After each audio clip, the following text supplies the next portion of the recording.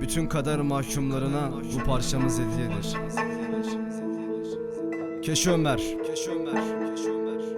Mavzer, Çatı Records.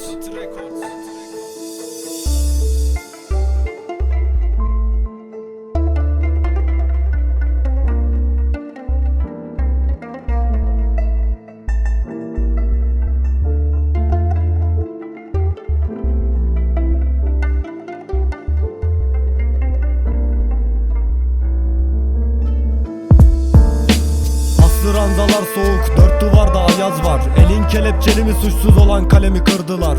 Terli yataklar, ipince yorgan. Mahkumum bugün ben anne, damarlarım sızlar.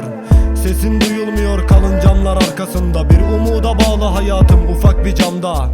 Kuşlar ötüşmüyor bu sabah penceremde. Kafeste kilitli hayalim, içimde yas var.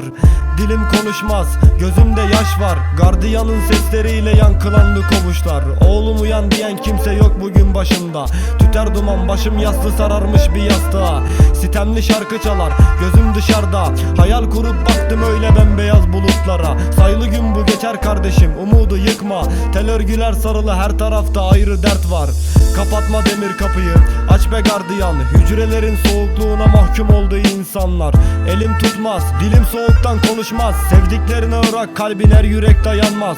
Çığlık olsa sesin ne fayda, kimse duymaz. Gözlerin durulsa dahi yaş içinde durmaz. Gelir görüş günü, engel olur sesine camlar. Gardiyan başında nöbet tutar, dilin konuşmaz.